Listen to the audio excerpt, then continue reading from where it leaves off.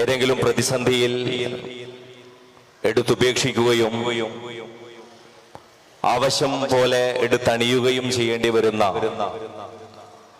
ഒരു മേലങ്കിയായി മതമേൽവിലാസങ്ങൾ നിലനിൽക്കുന്ന ഒരു കാലത്താണ് നമ്മളൊക്കെ ജീവിച്ചുകൊണ്ടിരിക്കുന്നത്. മതേതരനാകാൻ വേണ്ടി മുസ്ലിമിന് തൊപ്പി അഴിച്ചു വെക്കേണ്ടി വരികയും മതേതരനാകാൻ വേണ്ടി മുസ്ലിം അല്ലാത്ത ഒരാൾക്ക് തൊപ്പി അണിയേണ്ടി വരികയും ചെയ്യുന്ന ഫാൻസി ഡ്രസ്സുകളിലാണ് നമ്മൾ പലപ്പോഴും മതസൗഹാർദ്ദത്തെയും മതനിരപേക്ഷതയെയും മതേതരത്വത്തെയും ഒക്കെ എണ്ണിപ്പോരാറുള്ളത്. യഥാർത്ഥത്തിൽ നമ്മളുടെ നാട്ടിൽ അങ്ങനെ ഫാൻസി ഡ്രസ്സ് കളിച്ച് പ്രച്ഛന്ന വേഷം ധരിച്ച് നമുക്കിടയിൽ എന്തോ ധാരണയിൽ പരസ്പരം നമ്മൾ നിലനിർത്തി പോരേണ്ടുന്ന എന്തോ ഒന്നാണ് മതവിശ്വാസവും മത ആശയങ്ങളും എന്നുള്ളതിനെ സംബന്ധിച്ച ഒരു തെറ്റിദ്ധാരണ വളരെ വ്യാപകമായി ഈ അടുത്ത് നമുക്കിടയിൽ കറങ്ങി കളിക്കുന്നതായി നമുക്ക് കാണാൻ സാധിക്കും. യാഥാർത്ഥ്യം എന്താണെന്ന് ചോദിച്ചാൽ മുസ്ലിം സംഘടനകളെയും മുസ്ലിം സംഘടനകളിലെ തന്നെ വ്യത്യസ്തമായ അവാന്തര ഗ്രൂപ്പുകളെയും അവരെ തരാതരം ഉപയോഗിക്കുകയും വേണ്ടവിധം അവരെ തങ്ങൾക്ക് ആവശ്യമുള്ള രീതിയിൽ സോഷ്യൽ എഞ്ചിനീയറിംഗ് നടത്തി കൂടെ നിർത്തുകയും എന്നാൽ ഇസ്ലാമിനെതിരെ തന്നെ പൊതുവിൽ ഉയർന്നു വരുന്ന പൊതുവിൽ നിർമ്മിക്കപ്പെടുന്ന പൊതുബോധങ്ങളെ സംബന്ധിച്ച് ഒരക്ഷരം ഉരിയാടാതിരിക്കുകയും ചെയ്യുന്ന സാമൂഹിക രാഷ്ട്രീയ സാഹചര്യത്തെ സംബന്ധിച്ച് നമ്മൾ എത്ര ബോധവാന്മാരും ബോധവതികളുമാണ് എന്നുള്ളതിനെ സംബന്ധിച്ച് നമ്മൾ ആലോചിക്കേണ്ടതുണ്ട്. ഇക്കഴിഞ്ഞ കാലങ്ങളിലായി നമ്മൾ കേട്ടുകൊണ്ടിരിക്കുന്ന കേരളത്തിലെ പല വർത്തമാനങ്ങളും പല മുസ്ലിം വിരുദ്ധ പദാവലികളും അത്ര നിഷ്കളങ്കമല്ല എന്ന് നമുക്ക് തോന്നുന്ന രീതിയിൽ തന്നെയാണ് അത് ചുട്ടെടുക്കപ്പെടുന്നതും വിറ്റഴിക്കപ്പെടുന്നതും എന്നുള്ളതാണ് വാസ്തവമെന്ന് ഒരു സാമാന്യ ബോധമുള്ള ഏതൊരാൾക്കും തിരിയുന്ന കാര്യമാണ്. കേരളത്തിൽ വീണ്ടും അധികാരത്തിലേക്ക് തിരിച്ചു വരാൻ ഒരു സർക്കാരിന് കഴിഞ്ഞു എന്നുള്ളത് അഭിമാനകരമായ ഒരു കാര്യമായിട്ട് അവർ മനസ്സിലാക്കുന്നുണ്ട്. കേരളത്തിന്റെ ഈ അടുത്ത സമീപ ചരിത്രത്തിലൊന്നും നമ്മൾ കണ്ടിട്ടില്ലാത്ത ഒരു അധികാരത്തിന്റെ തുടർച്ച നമ്മൾ ആ ഒരർത്ഥത്തിൽ വീണ്ടും അനുഭവിക്കുമ്പോൾ നമ്മൾ ആ അധികാരാരോഹണത്തെ ഇടതുപക്ഷത്തിനുള്ള ഒരു സല്യൂട്ടായി മനസ്സിലാക്കുന്നതോടൊപ്പം അവർക്കുള്ള അഭിവാദ്യങ്ങൾ നേരുന്നതോടൊപ്പം എത്ര അപകടകരമായ സാഹചര്യമാണ് ആ അധികാര തുടർച്ചയ്ക്ക് വേണ്ടി അതല്ലെങ്കിൽ അധികാര തുടർച്ചയ്ക്ക് ശേഷവും അതിൻ്റെ സാമൂഹിക അന്തരീക്ഷം ഇപ്പോഴും നമ്മളിലേക്ക് നീളുന്ന രീതിയിൽ വലിയ രീതിയിൽ നമുക്ക് നമ്മളുടെ സാമൂഹിക ജീവിതത്തിന് പ്രത്യാഘാതം സൃഷ്ടിച്ചുകൊണ്ട് മുന്നോട്ട് പോകുന്നത് എന്ന് കാണാൻ സാധിക്കും. യു പിയിലെയും ബീഹാറിലെയും സോഷ്യൽ എഞ്ചിനീയറിംഗിനെ കുറിച്ചാണ് നമ്മൾ ഇക്കഴിഞ്ഞ കാലങ്ങളിൽ കേട്ടിട്ടുള്ളത്. യു പിയിലും ബീഹാറിലും ജാതി ഇനി പ്രസക്തമല്ല, നിങ്ങളുടെ ജാതി സ്വത്തങ്ങൾ നിങ്ങൾ ഉപേക്ഷിക്കാനുള്ളതാണ്, നിങ്ങൾക്ക് ഇനി ഇതാ ഞങ്ങൾ നിർമ്മിച്ചു തരുന്ന ഒരു മതം ഇതാ നിങ്ങൾക്കായി വന്നു കഴിഞ്ഞു എന്ന് ഹിന്ദുത്വ ആക്രോശിച്ചിട്ടാണ് 2014 മുസഫർ നഗർ കലാപത്തെ തുടർന്ന് പിന്നീട് മോദിയെ അധികാരാരോഹണത്തിലേക്ക് എത്തിക്കുന്ന ലോക്സഭാ തെരഞ്ഞെടുപ്പുകളടക്കം സംഭവിച്ചത് എന്ന് നമുക്കെല്ലാവർക്കും അറിയുന്നതാണ്. മോദിയുടെ അധികാരാരോഹണത്തിന് അമിത്ഷാ വ്യത്യസ്ത സമുദായങ്ങളെ ഏകോപിപ്പിക്കുകയും തരാതരം അവരെ മാനേജ് ചെയ്യുകയും അവരുടെ ആവശ്യങ്ങളെ നിവർത്തിച്ചു കൊടുക്കുകയും വേണ്ട രീതിയിൽ അവർക്കുള്ള സീറ്റുകൾ വാഗ്ദാനം ചെയ്യുകയും വാഗ്ദാനം ചെയ്ത് അവരുടെ പ്രലോഭനങ്ങളിൽ വീണുപോകാത്തവരെ പ്രകോപനങ്ങൾ കൊണ്ട് കീഴ്പ്പെടുത്തുകയും ചെയ്യുന്ന ഒരു സമുദായ എഞ്ചിനീയറിംഗിനെ കുറിച്ചാണ് സാധാരണഗതിയിൽ നമ്മൾ സോഷ്യൽ എഞ്ചിനീയറിംഗ് എന്ന് പറയാറുള്ളത്. നിർഭാഗ്യവശാൽ അതിന്റെ കണ്ണികളും അതിന്റെ ശൃംഖലകളും ഒരു പശു ബെൽറ്റിൽ മാത്രമല്ല, കൗ ബെൽറ്റിൽ മാത്രമല്ല, ഹിന്ദി ഹാർട്ട്ലാൻഡിൽ മാത്രമല്ല, ഇങ്ങ് കേരളത്തിലേക്കും വന്നുകൊണ്ടിരിക്കുന്നു എന്നുള്ളതാണ് നമ്മൾ കുറെ കൂടി സൂക്ഷ്മമായി വിലയിരുത്തുമ്പോൾ മനസ്സിലാക്കിക്കൊണ്ടുവരുന്നത്.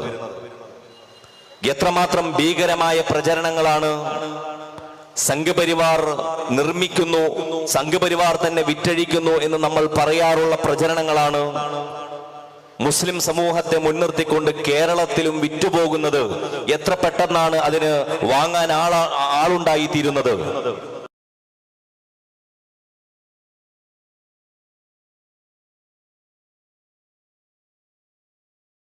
സംഘപരിവാറിന് കീഴടങ്ങിയിട്ടില്ല എന്ന് നമ്മൾ ആശ്വസിക്കുമ്പോഴും സാംസ്കാരികമായി സംഘപരിവാറിന്റെ എല്ലാ പദാവലികളെയും എടുത്തുപയോഗിക്കുകയും മുസ്ലിം വിരോധത്തിന് വേണ്ടി അതെല്ലാം വീണ്ടും വീണ്ടും എടുത്തുപയോഗിക്കപ്പെടുകയും ചെയ്യുന്ന ഒരു സാമൂഹിക സാഹചര്യം കേരളത്തിൽ കൂടുതൽ ആവർത്തിക്കപ്പെടുന്നതായി നമ്മൾ കാണുകയാണ്. അതുകൊണ്ടാണ് ഈ വിഷയത്തെ മുൻനിർത്തി ലവ് ജിഹാദും നാർക്കോട്ടിക് ജിഹാദും പോലെയുള്ള പദാവലികൾ ഒരിക്കലും അത്രമേൽ മുസ്ലിങ്ങളെ ദ്രോഹിക്കുന്നു, മുസ്ലിങ്ങളെ വിഷമിപ്പിക്കുന്നു, മുസ്ലിങ്ങളെ ബുദ്ധിമുട്ടിലാക്കുന്നു എന്നുള്ളതിൽ കവിഞ്ഞു സാമൂഹിക ബോധത്തെയോ പൊതുബോധത്തെയോ ഒന്നും ഒരർത്ഥത്തിലും ബാധിക്കേണ്ടുന്ന ഒരു വിഷയമല്ലാത്തതായി നമ്മളുടെ നാട്ടിലെ മന്ത്രിസഭക്കും നമ്മളുടെ മുഖ്യമന്ത്രിക്ക് പോലും അത്തരത്തിലുള്ള തോന്നലുകൾ ഉണ്ടായി തീരുന്നത് എന്നുള്ളതാണ് സങ്കടകരമായ ഒരു കാര്യം. ഞാനും നിങ്ങളും മനസ്സിലാക്കുകയും നേരിൽ കാണുകയും ചെയ്തൊരു കാഴ്ചയാണ് കുറുവിലങ്ങാട്ട് പള്ളിയിൽ ജോസഫ് കല്ലറങ്ങാട്ട് എന്ന് പറയുന്ന ഒരു ബിഷപ്പ് മുസ്ലിം വിരുദ്ധത പച്ചക്ക് പറയുകയല്ല, എഴുതി വായിക്കുകയാണ് ചെയ്തത്. ഏതെങ്കിലും സ്ഥലത്ത് നിന്ന് അറിയാതെ സംഭവിച്ചു പോയ ഒരു സ്ലിപ്പ് ഓഫ് ടങ്കാണ്, ഒരു നാവിൻ പിഴയാണ് എന്ന് ആർക്കെങ്കിലും സമാധാനിക്കാമായിരുന്നുവെങ്കിൽ അങ്ങനെയൊന്നല്ല. മറിച്ച് ഞങ്ങൾ അറിഞ്ഞ് എഴുതിക്കൊണ്ടുവരുന്ന, ഞങ്ങൾ തന്നെ അറിഞ്ഞ് അവതരിപ്പിക്കുന്ന ഞങ്ങളുടെ അൾത്താരകളിലും അരമനകളിലും ഞങ്ങൾക്ക് വിശദീകരിക്കാനുള്ള ഒരു പ്രമേയമായി. ഓക്കെ, വി വെൽക്കം ഡോക്ടർ കഫീൽ ഖാൻ.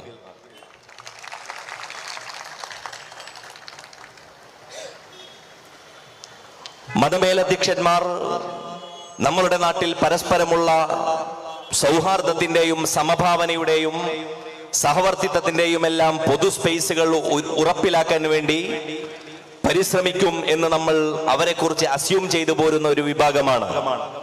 എന്നാൽ അവരെക്കുറിച്ച് നമ്മൾ കേൾക്കുന്നത്, അവരിൽ നിന്ന് നമ്മൾ പ്രതീക്ഷിക്കുന്നത്, അതിൽ നിന്ന് തീർത്തും വിരുദ്ധമായ കാര്യങ്ങൾ അവരിൽ നിന്ന് കേൾക്കേണ്ടി വരുമ്പോ നമുക്കൊരു സമുദായം എന്നുള്ള നിലയിൽ തന്നെ സമുദായങ്ങൾ തമ്മിലുള്ള എൻഗേജ്മെന്റിനെ കുറിച്ച് പൊതുസമൂഹത്തിലേക്ക്, ഏതെങ്കിലും അടച്ചിട്ട മുറിയിലല്ല, പൊതുസമൂഹത്തിലേക്ക് തന്നെ അതിന്റെ എൻഗേജ്മെന്റുകൾ നമുക്ക് വർദ്ധിപ്പിക്കേണ്ടിയിരിക്കുന്നു.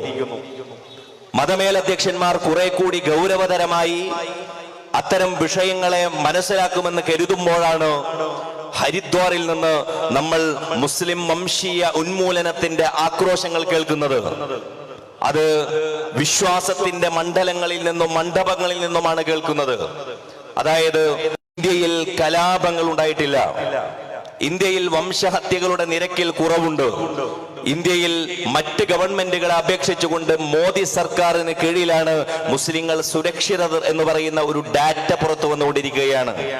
ഡാറ്റകൾ അവരുടെ ആഭിമുഖ്യങ്ങൾക്കും താല്പര്യങ്ങൾക്കും അനുസരിച്ചുണ്ടാക്കുന്ന മറ്റൊരു കസർത്താണ് എന്ന് നമുക്കറിയാത്തത് കൊണ്ടല്ല. പക്ഷേ രാഷ്ട്രീയ മുസ്ലിം മഞ്ച് അതിലൂടെ പറയുന്ന, എന്നാൽ പറയാതെ പറയാൻ ശ്രമിക്കുന്ന മറ്റൊരു കാര്യം, പണ്ട് രജീദർ സച്ചാർ കമ്മിറ്റി റിപ്പോർട്ട് ഉണ്ടാക്കുന്നതിന് വേണ്ടി അതിന്റെ ഡാറ്റ കളക്ഷനാർത്ഥം ഇന്ത്യയിലെ വ്യത്യസ്ത സമുദായങ്ങളെയും വ്യത്യസ്ത സംസ്ഥാനങ്ങളിലെ മുഖ്യമന്ത്രിമാരെയും ഒക്കെ ചെന്ന് കാണുന്ന സമയത്ത് അന്നത്തെ ഗുജറാത്ത് മുഖ്യമന്ത്രിയായിരുന്ന ഇന്നത്തെ പ്രധാനമന്ത്രി ശ്രീമാൻ നരേന്ദ്രമോദിയോട് അന്ന് ചോദിച്ചൊരു ചോദ്യമുണ്ട്. നിങ്ങൾ എന്തുകൊണ്ട് സ്വാതന്ത്ര്യാനന്തരം 60 വർഷം പിന്നിട്ട, അന്ന് 60 വർഷം പിന്നിട്ട ഒരവസ്ഥയാണ്, 60 വർഷം പിന്നിട്ട ഗുജറാത്തിൽ സ്വാതന്ത്ര്യാനന്തരം മുസ്ലിമുകൾക്ക് വേണ്ടി ഇത്ര പുറകോട്ട് പോയ സാമ്പത്തിക, സാമൂഹിക, രാഷ്ട്രീയ വിഷയങ്ങളിൽ ഇത്ര പ്രാതിനിധ്യ നഷ്ടം സംഭവിച്ച ഒരു സമുദായത്തിന് വേണ്ടി നിങ്ങൾ എന്ത് ചെയ്തു?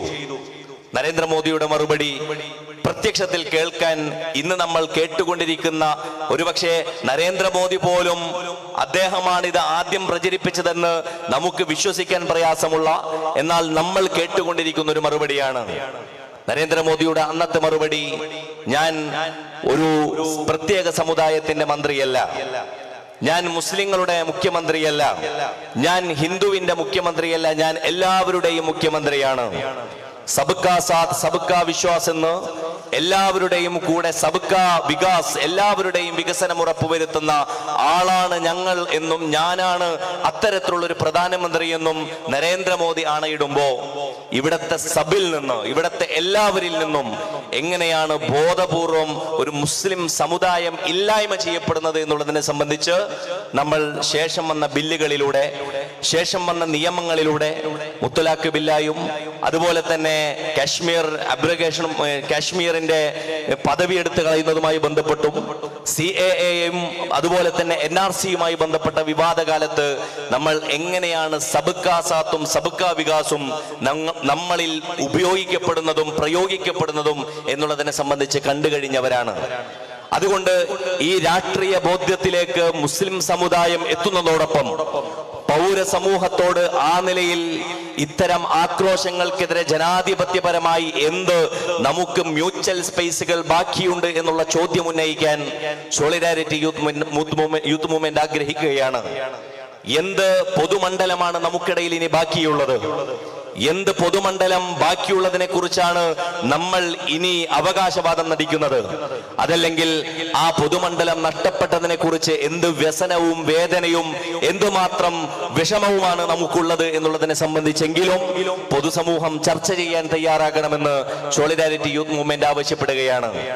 ജനാധിപത്യത്തിൽ ജനങ്ങൾ അവരുടെ MLA-യും MP-യെയും മുഖ്യമന്ത്രിയെയും പ്രധാനമന്ത്രിയെയും തെരഞ്ഞെടുക്കുന്ന ഒരു പ്രോസസ്സിനെയാണ് നമ്മൾ ജനാധിപത്യം എന്ന് മനസ്സിലാക്കിയിട്ടുണ്ട് എങ്കിൽ അത് ജനാധിപത്യത്തെക്കുറിച്ചുള്ള അതിന്റെ ഒരു പ്രക്രിയ എന്നുള്ള നിലക്ക് മാത്രമുള്ള മനസ്സിലാക്കൽ മാത്രമായി പരിമിതപ്പെടുമെന്നാണ് നമ്മൾ ഭരണഘടനാ അസംബ്ലിയിൽ അതിനെക്കുറിച്ചുള്ള ചർച്ചകളിൽ പോലും അന്നേ തന്നെ വ്യക്തമാക്കപ്പെട്ടിട്ടുള്ള കാര്യം.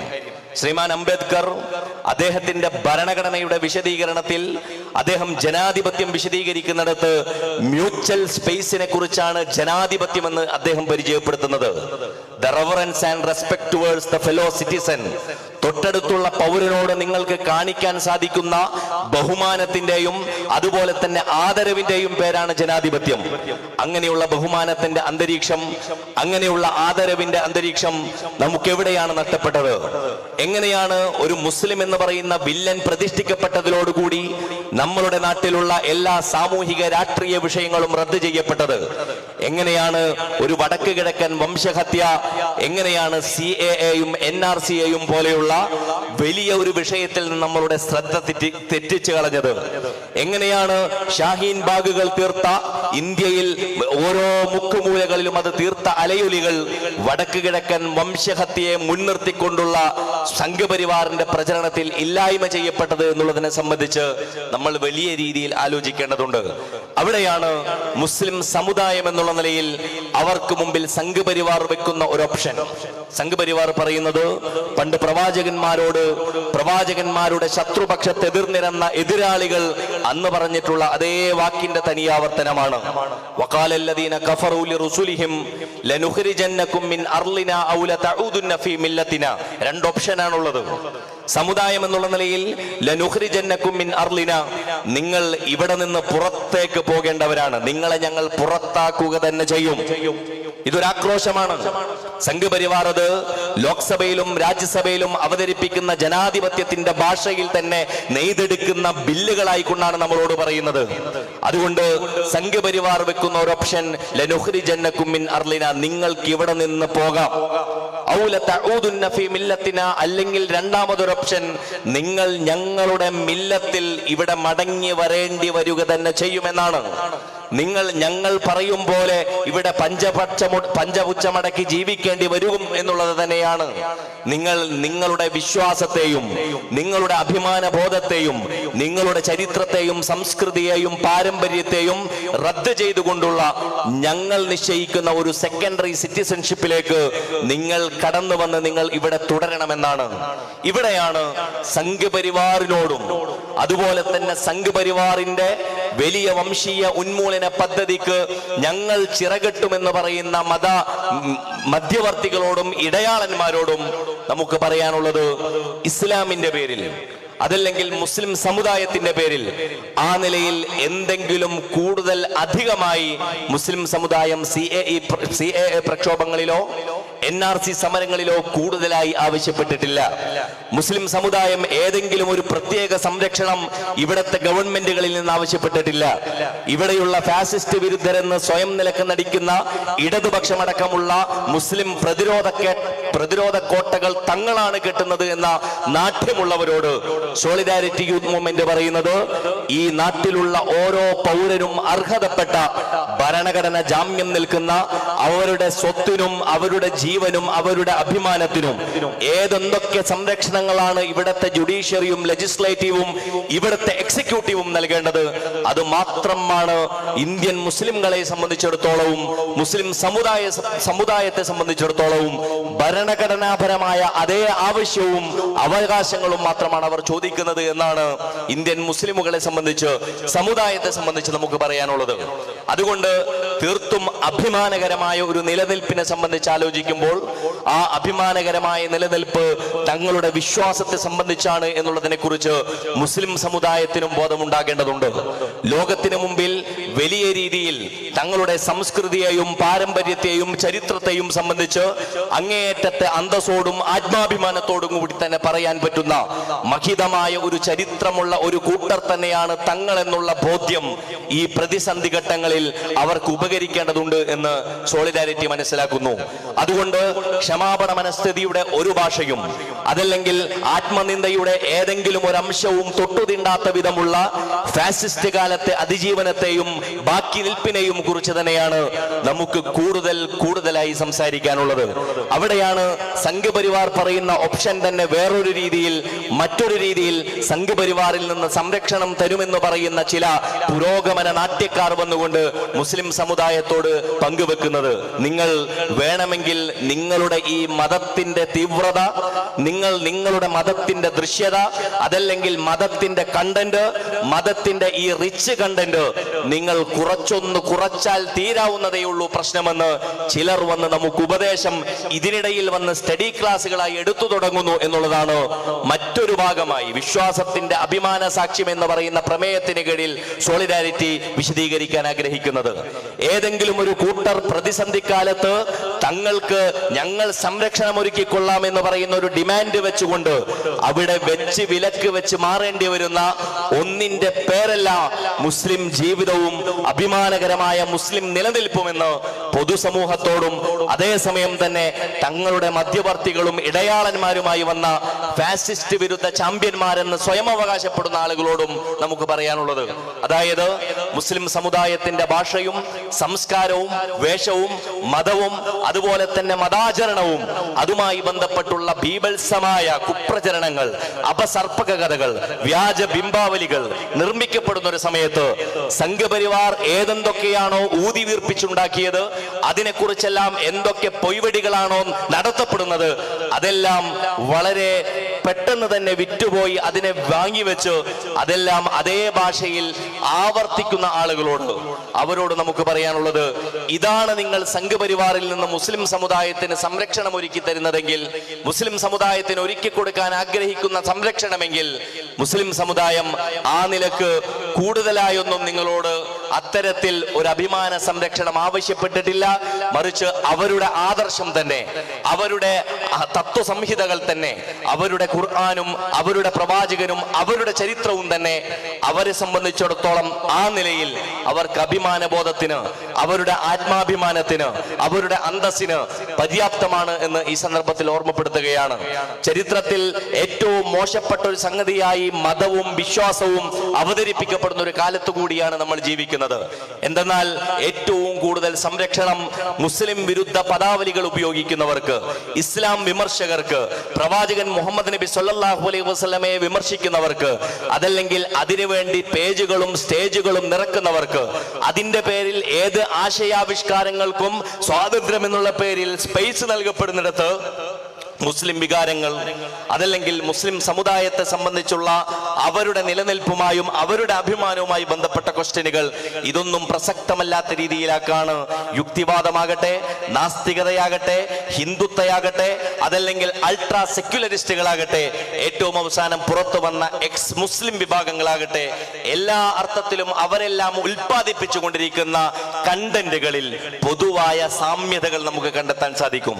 എങ്ങനെയാണ് ആ സാമ്യത അതിനെ കൈവരുന്നത് എന്ന് ചോദിച്ചാൽ, ആഗോളടിസ്ഥാനത്തിൽ ഇസ്ലാമിനെതിരെ നിർമ്മിക്കപ്പെടുന്ന കൃത്യമായ ടാർഗറ്റിംഗ്, പ്രൊഫൈലിംഗ്, അതിനു നേരെയുള്ള കൃത്യമായ കടന്നാക്രമണങ്ങൾ, ഇസ്ലാമിന്റെ പേരിൽ തന്നെയുള്ള നിലനിൽപ്പിനെ സംബന്ധിച്ച യൂറോപ്യ പോലെയുള്ള പദപ്രയോഗങ്ങൾ, യൂറോപ്പിൽ അറേബ്യയുടെ സങ്കല്പം നെയ്തുകൊണ്ടുള്ള, യൂറോപ്പിലെ ഓരോ മനുഷ്യനും അറബി വേഷം ധരിച്ചുകൊണ്ട് പ്രത്യക്ഷപ്പെടുന്ന യൂറോപ്യ പോലെയുള്ള സങ്കല്പങ്ങൾ, ഇസ്ലാമോഫോബിയയുടെ ഏറ്റവും ഉത്തുംഗമായ, അതല്ലെങ്കിൽ അതിന്റെ ഏറ്റവും മകുടോദാഹരണമായി നമുക്ക് പറയപ്പെടാൻ പറ്റുന്ന ഒരു ടെർമിനോളജിയാണ് യൂറോപ്യ എന്ന് പറയുന്നത്.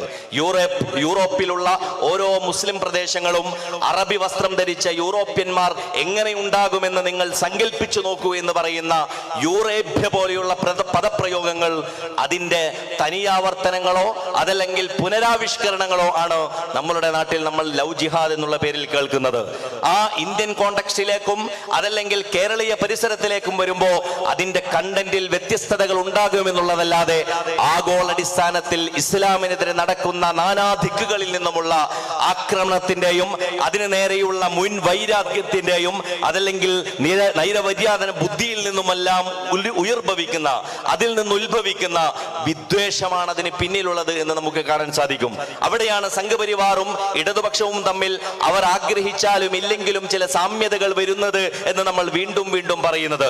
യോഗി ആദിത്യനാഥ് രജത് ശർമ്മക്ക് ഇന്ത്യ ടിവിയിൽ നടക്കുന്ന ഇന്റർവ്യൂവിൽ, ഇത് ഞാൻ പറയുന്നതല്ല, കേരളത്തിലെ മുഖ്യമന്ത്രിയായ 2008 മുഖ്യമന്ത്രിയായിരുന്ന ശ്രീമാൻ അച്യുതാനന്ദൻ പറഞ്ഞ വാക്കാണ് ഞാൻ പറയുന്നത്, ഇത് എന്റെയല്ല കേട്ടോ എന്ന് പറഞ്ഞ് തന്റെ നിരപരാധിത്വം ബോധിപ്പിക്കാൻ വേണ്ടി യോഗി ആദിത്യനാഥ് തന്റെ TV ഇന്റർവ്യൂവിൽ രജത് ശർമ്മയോട് പറയുന്ന ഒരു വാക്യമായി കേരള മുഖ്യമന്ത്രിയുടെ VS അച്യുതാനന്ദന്റെ വാക്ക് വരുന്നത് അത്രമാത്രം നിഷ്കളങ്കമല്ല എന്ന് നമുക്ക് തോന്നുന്നത് അങ്ങനെയാണ് നമ്മളുടെ നാട്ടിൽ പരസ്പരമുള്ള കോർഡിനേഷനുകളിലൂടെ, വ്യത്യസ്തമായ തരത്തിലുള്ള സഹകരണങ്ങളിലൂടെ, ഓരോ മുക്കുമൂലകളിലും മഹല്ലടിസ്ഥാനങ്ങളിലും അടക്കം നമ്മൾ നടത്തിയിരുന്ന CAA വിരുദ്ധ സമരത്തെക്കുറിച്ച് കേരളത്തിലെ മുഖ്യമന്ത്രി പിണറായി വിജയൻ നടത്തിയ ഒരു അദ്ദേഹത്തിന്റെ ഒരു പ്രസ്താവന, അദ്ദേഹത്തിന്റെ ഒരു പരാമർശം, തീവ്രവാദികൾ നുഴഞ്ഞു കയറിയിട്ടുള്ള സമരം എന്നുള്ള CAA സമരത്തെ കുറിച്ചുള്ള പരാമർശം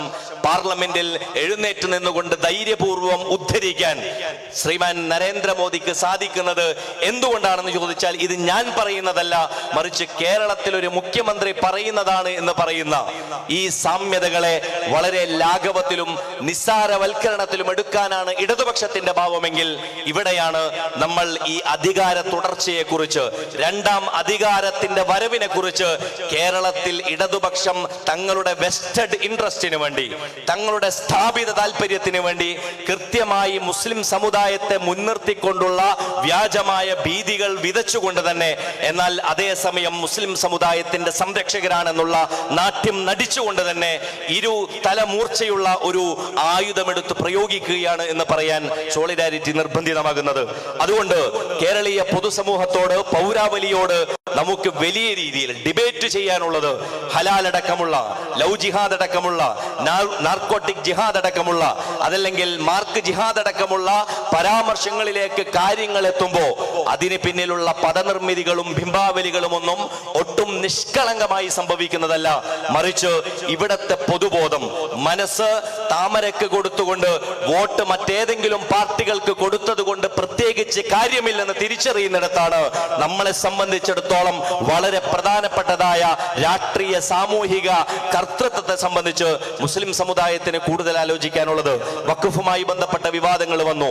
എന്തിനായിരുന്നു കേരളത്തിലെ വ്യത്യസ്തമായ ബോർഡുകൾ, വ്യത്യസ്തമായ കോർപ്പറേഷനുകൾ, വ്യത്യസ്തമായ മാനേജ്മെന്റുകൾ, എയ്ഡഡ് സ്ഥാപനങ്ങളടക്കം സർക്കാർ ശമ്പള ശമ്പളം കൊടുക്കുന്ന അനവധി സംവിധാനങ്ങൾ ഉണ്ടായിരിക്കെ വഖഫ് മാത്രം 100-ൽ താഴെ മാത്രം ആളുകൾ വരുന്ന ഒരു ബോർഡിനെ കുറിച്ചുള്ള ചർച്ച പൊതുസമൂഹത്തിൽ വരുന്നതെന്ന് ചോദിച്ചാൽ അത് ദുരുപദിഷ്ഠിതമായ, അതിന് പിന്നിൽ ദുഷ്ടലാക്കുള്ള കൃത്യമായ കുടില പദ്ധതിയും അതുപോലെ തന്നെ കുടില ബുദ്ധിയും പ്രവർത്തിച്ചിട്ടുള്ള, അതിനു പിന്നിൽ കൃത്യമായ രാഷ്ട്രീയ അജണ്ട ഉണ്ട് എന്ന് നമുക്ക് അസ്യൂം ചെയ്യാനല്ല, ധരിക്കാൻ നിർബന്ധിതമാകുന്ന ഒരു സാമൂഹിക അവസ്ഥ തീർച്ചയായും ഉണ്ട് എന്ന് മനസ്സിലാക്കാൻ ഇടതുപക്ഷം അതെത്ര മതേതര നാട്യം കളിച്ചുകൊണ്ട് നിഷേധിച്ചാലും കേരളീയ പൊതുസമൂഹത്തിൽ നമുക്കത് വിളിച്ചു പറയേണ്ടി വരുന്നു. മാത്രമല്ല, മുസ്ലിം സമുദായത്തെ സംബന്ധിച്ച് അവർ അവരുടെ ലവ് ജിഹാദുമായി ബന്ധപ്പെട്ട, നാർക്കോട്ടിക് ജിഹാദുമായി ബന്ധപ്പെട്ട് സമുദായം ഒന്നടങ്കം മറ്റൊരു മതമേലധ്യക്ഷന്റെ പരാമർശത്തിൽ ബാക്ക്ഫൂട്ടിലായ ഒരു സന്ദർഭത്തിൽ മുഖ്യമന്ത്രി പറയുന്നത് മഹല്ലുകൾ തോറും മുസ്ലിം ചെറുപ്പക്കാരെ ഡീറാഡിക്കലൈസ് ചെയ്യുന്നതിന്റെ ഭാഗമായിട്ടുള്ള പ്രൊജക്ടുകൾ നമ്മൾ വീണ്ടും തുടങ്ങാൻ പോകുന്നത് എന്നാണ്. ഏത് ഡീറാഡിക്കലൈസ് പ്രൊജക്ടിനെ കുറിച്ചാണ് സംസാരിക്കുന്നതെന്ന് നമ്മൾ അറിയണം. മുസ്ലിം ചെറുപ്പക്കാരെ തീവ്രതയിൽ നിന്ന് അടർത്തി കൊണ്ടുവരുന്നതിന് വേണ്ടി നരേന്ദ്രമോദിയുടെ ഇട്ടക്കാരനായ ഏറ്റവും അവസാനം നമ്മൾ നടി ആക്രമിക്കപ്പെട്ട കേസിൽ ഒത്തുകളിച്ചിട്ടുണ്ട് എന്ന് സംശയിക്കപ്പെടുന്ന, അതല്ലെങ്കിൽ കൃത്യമായ റോൾ ഉണ്ടെന്ന് പറയപ്പെടുന്ന മുൻ DGP ലോക്നാഥ് ബെഹ്റയുടെ കീഴിൽ നടക്കുന്ന ഡീറാഡിക്കലൈസേഷൻ പ്രൊജക്ടിനെ കുറിച്ചാണ് മഹല്ലുകൾ തോറും നിങ്ങൾ സഹകരിക്കണമെന്നുള്ളതിനെ കുറിച്ച് പറയുന്നത്. അതായത് കൃത്യമായി മുസ്ലിം തീവ്രവാദത്തെ കുറിച്ച്, മുസ്ലിം ഭീകരവാദത്തെ കുറിച്ച്, അതല്ലെങ്കിൽ മുസ്ലിം മൂലധനങ്ങളെ കുറിച്ചുള്ള ഭീതി സൃഷ്ടിച്ചുകൊണ്ടുള്ള ഒരു രാഷ്ട്രീയ ലാഭം സൃഷ്ടിക്കുന്നതിൽ സംഘപരിവാറിന് സമാനമായ ഒരു അന്തരീക്ഷം ഇവിടെ ഉൽപ്പാദിപ്പിക്കപ്പെടുന്നു, നിർമ്മിക്കപ്പെടുന്നു എന്ന് സോളിഡാരിറ്റി യൂത്ത് മൂവ്മെന്റിന് പറയേണ്ടി വരുന്നു. അതുകൊണ്ട് ഇത് ഒട്ടും ബോധപൂർവമല്ലാത്ത ഒന്നാണ് എന്ന് കരുതാൻ നമുക്ക് എന്തു വന്നാലും കഴിയുകയില്ല. അതേസമയം ഈ ഒരു ആശയത്തെ മുൻനിർത്തിക്കൊണ്ട് സംഘപരിവാർ ഈ കാലത്ത് ഇത്ര വലിയ മുസ്ലിം വംശീയ ഉന്മൂലന അജണ്ടയുമായി മുന്നോട്ട് പോകുന്ന ഒരു സമയത്ത് നമ്മെ സംബന്ധിച്ചിടത്തോളം ഇനി ഒരേ ഒരു ഓപ്ഷൻ ഉള്ളത്, ഇനി നമുക്ക് പേരിൽ മുസ്ലിമായി ജീവിക്കാം. നമുക്ക് ഇസ്ലാമും ഇസ്ലാമിന്റെ ഉടയാടകളും ഇസ്ലാമിന്റെ സംസ്കാരവും എല്ലാം ഒരു ഭാഗത്ത് വെക്കാം. വേണമെന്നുണ്ടെങ്കിൽ മുസ്ലിം പേര് മാത്രം നിലനിർത്താം.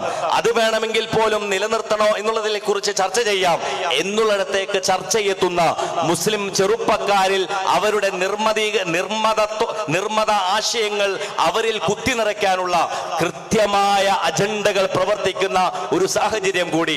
എക്സ് മുസ്ലിം ഏതെങ്കിലും ഒരു സാഹചര്യത്തിന്റെ സൃഷ്ടിയാണ് എന്ന് നിങ്ങൾ തെറ്റിദ്ധരിക്കേണ്ട. കേരളീയ പൊതുസമൂഹത്തിൽ മുസ്ലിം മൂലധന ഭീതിയെക്കുറിച്ചും മുസ്ലിം മതപരിവർത്തനത്തെക്കുറിച്ചും അതല്ലെങ്കിൽ മുസ്ലിങ്ങളുടെ സാമൂഹിക സംഘാടനത്തെക്കുറിച്ചും മുസ്ലിങ്ങളുടെ ചരിത്രാഖ്യാനങ്ങളെ കുറിച്ചുമുള്ള എല്ലാ തരത്തിലുമുള്ള നരേഷനെയും റദ്ദ് ചെയ്യുന്നതിന് വേണ്ടി കൃത്യമായി പ്ലാൻ ചെയ്യുന്ന എല്ലാ സംവിധാനങ്ങൾക്കും സർക്കാർ സംവിധാനങ്ങളുടെ സംരക്ഷണങ്ങളുള്ള ഒരു കാലത്താണ് നമ്മൾ ജീവിക്കുന്നത്. അതുകൊണ്ടാണ് RSSനെ കുറിച്ചുള്ള വിമർശനം, RSSന്റെ കണ്ടന്റ് പോസ്റ്റ് ചെയ്യുന്നവരല്ല, മറിച്ച് ആ പോസ്റ്റിനെതിരെ ആരാണോ വിദ്വേഷം ഉണ്ടാക്കിയത് ആ വിദ്വേഷത്തിന് മേലല്ല കേസ് വരുന്നത്.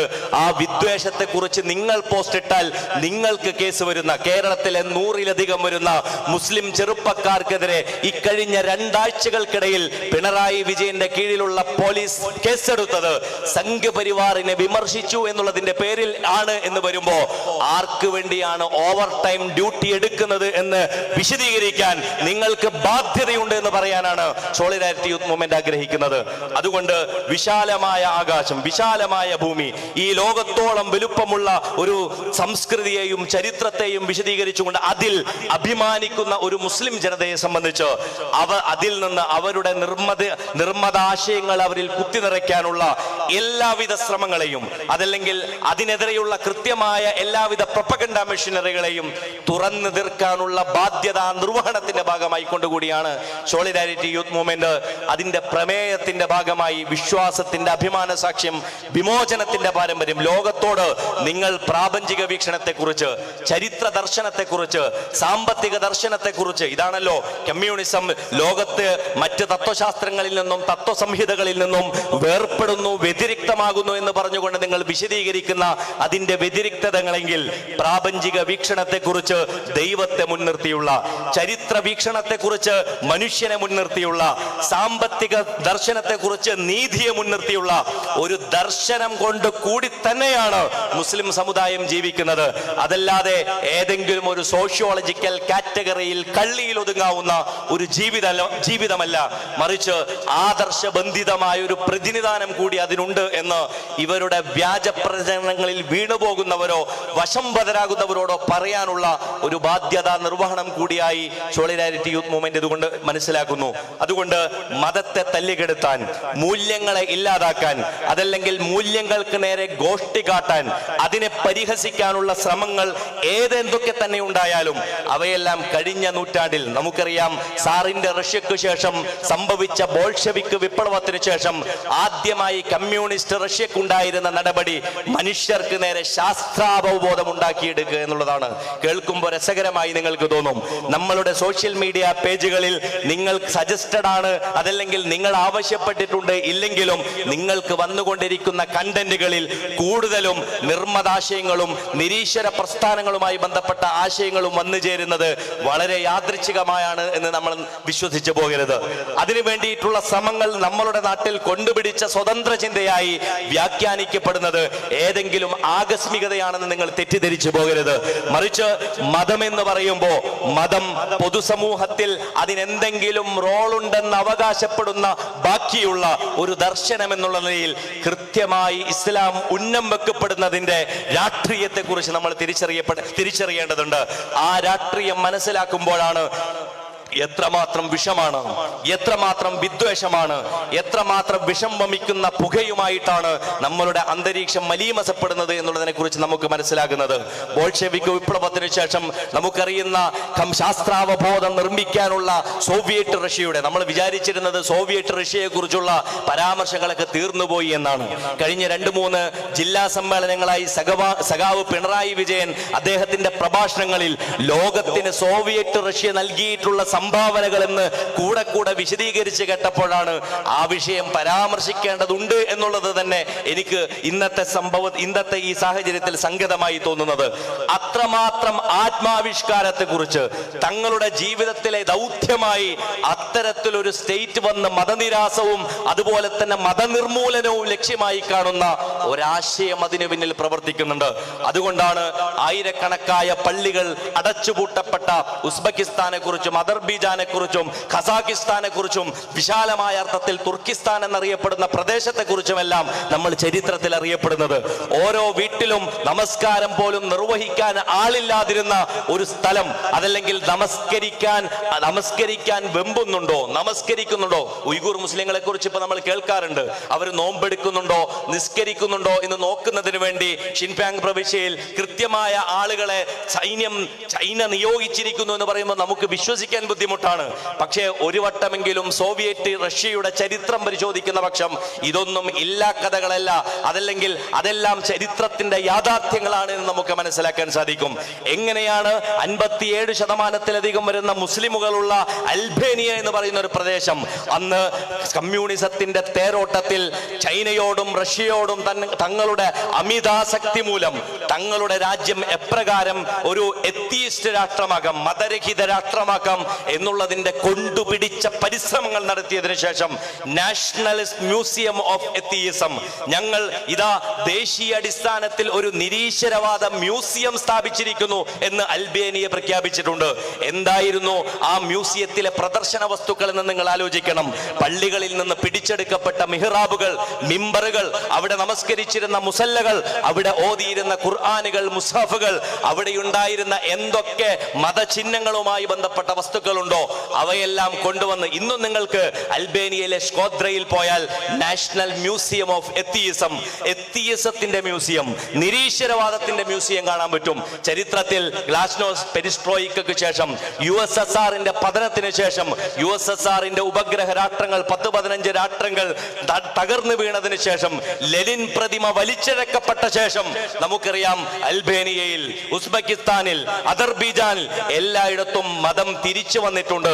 അതുകൊണ്ട് കാൽ കീഴിൽ നിങ്ങൾ അമർന്നു പിടിച്ചാൽ, നിങ്ങൾ അമർത്തിപ്പിടിച്ചാൽ ശ്വാസം മുട്ടി ചത്തുപോകുന്ന ഒന്നല്ല ഞങ്ങളുടെ മതമൂല്യങ്ങളെന്ന് ധൈര്യപൂർവ്വം പ്രഖ്യാപിക്കാനുള്ള വലിയ ഒരു ചരിത്ര ദൗത്യമായി ഇത് ഏറ്റെടുക്കാനുള്ള ഫാസിസ്റ്റ് കാലത്ത് ഇവിടെ ജീവിച്ച് ഉണ്ടും ഉറങ്ങിയും പോകാനല്ല, മറിച്ച് മതമേൽവിലാസത്തിലും മതത്തിന്റെ തന്നെ അതിന്റെ പ്രതിനിധാനത്തിലും ജീവിക്കാനുള്ള ആത്മീയോർജത്തിന്റെ ബാക്കപ്പ് കൊണ്ടുകൂടി തന്നെയുള്ള ഒരു ജീവിതം മുസ്ലിം സമുദായത്തിന് നൽകാനും, അതേസമയം മുസ്ലിം സമുദായത്തിന്റെ തന്നെ വിമോചനമല്ല, ഈ ലോകത്തിന്റെ നീതിയും സമാധാനവും അതിൽ തന്നെയും അവിടെ നടമാടേണ്ടുന്ന അവസര സമത്വത്തെയും കുറിച്ച് സംസാരിക്കുന്ന ഒരു ദർശനം എന്നുള്ള നിലയിൽ, ആ ദർശനം ഒരു ചരിത്ര യാഥാർത്ഥ്യം എന്നുള്ള നിലയിൽ തെളിയിക്കപ്പെട്ടിട്ടുണ്ട് എന്നുള്ള രീതിയിൽ സായിലു താരീഖ്, ചരിത്രത്തോട് നിങ്ങൾ ചോദിക്കൂ, അന്ന ഈ ഇസ്ലാമിനെ കുറിച്ച് എന്താണ് ചരിത്രത്തിന്റെ ബോധമെന്ന്. ആരാണ് അവസര സമത്വത്തെ കുറിച്ച് ആദ്യം സംസാരിച്ചത്? ആരാണ് മർദ്ദിതന്റെ അവകാശങ്ങളെ കുറിച്ച് സംസാരിച്ചത്? ആരാണ് പാവപ്പെട്ടവന്റെ വേർപ്പ് പറ്റുന്നതിന് മുൻപ് കൂലി കൊടുക്കണമെന്നുള്ള, അതല്ലെങ്കിൽ മുതലാളിയും തൊഴിലാളിയും തമ്മിലുള്ള വളരെ സുന്ദരമായ ഒരു നിലപാടിനെ കുറിച്ച് 18-ാം നൂറ്റാണ്ടിന് ഇങ്ങേ തലക്ക് 19-ാം നൂറ്റാണ്ടിന്റെ തുടക്കത്തിൽ, അതല്ലെങ്കിൽ 20-ാം നൂറ്റാണ്ടിൽ സംഭവിച്ചു എന്ന്, അതിന്റെ ഒടുക്കം ഇല്ലായ്മ ചെയ്യപ്പെട്ടു പോയി എന്ന് നിങ്ങൾ തന്നെ സമ്മതിക്കുന്ന ഒരു ദർശനത്തിലുമല്ല എന്ന് നിങ്ങൾ മനസ്സിലാക്കണം. അതുകൊണ്ട് അഭിമാനകരമായ ആ ചരിത്രത്തെയും സംസ്കൃതിയെയും ആശയത്തെയും നെഞ്ചിലേറ്റ് ജീവിക്കാനുള്ള ബാധ്യത മുസ്ലിം സമുദായത്തിന് ഈ പ്രതിസന്ധി കാലത്തുണ്ട് എന്നും, ആ ആദർശത്തെ പൊതുസമൂഹത്തിന് മുമ്പിൽ യാതൊരുവിധ ക്ഷമാപണ മനസ്ഥിതിയുമില്ലാതെ അഭിമാനപൂർവ്വം പ്രചരിപ്പിക്കാനുള്ള ബാധ്യതയുണ്ട് എന്നും, മുസ്ലിം സമുദായത്തെ കുറിച്ചുള്ള വ്യാജോക്തി നിറഞ്ഞ അപസർപ്പകതകളെ കുറിച്ച് മുസ്ലിം സമുദായത്തിന് മാത്രമല്ല, മുസ്ലിം സമുദായത്തെ അടുത്ത് നിരീക്ഷിക്കുന്ന പ്രിയപ്പെട്ട ഞങ്ങളുടെ സുഹൃത്തുക്കളായ സഹോദര സമുദായങ്ങൾക്കും അതിനെക്കുറിച്ച് പഠിക്കാൻ ബാധ്യതയുണ്ടെന്നും ആവശ്യപ്പെട്ടുകൊണ്ട്, ആഹ്വാനം ചെയ്തുകൊണ്ട്, സോളിഡാരിറ്റി യൂത്ത് മൂവ്മെന്റിന്റെ വിപ്ലവാഭിവാദ്യങ്ങൾ നേർന്നുകൊണ്ട് ഞാൻ എന്റെ വാക്കുകൾ അവസാനിപ്പിക്കുന്നു. ബിസ്മില്ലാഹിർ റഹ്മാനിർ റഹീം. അള്ളാഹുവിന്റെ നാമത്തിൽ ഈ പരിപാടിയുടെ ഔപചാരികമായ ഉദ്ഘാടനം നിർവഹിക്കപ്പെട്ടതായി നിങ്ങൾ അറിയിച്ചുകൊണ്ട് ഞാൻ എന്റെ വാക്കുകൾ അവസാനിപ്പിക്കുന്നു. വആഖിറു ദഅവാനാ അൽഹംദുലില്ലാഹി റബ്ബിൽ ആലമീൻ. അസ്സലാമു അലൈക്കും വറഹ്മത്തുള്ളാഹി തആല വബറകാതുഹു.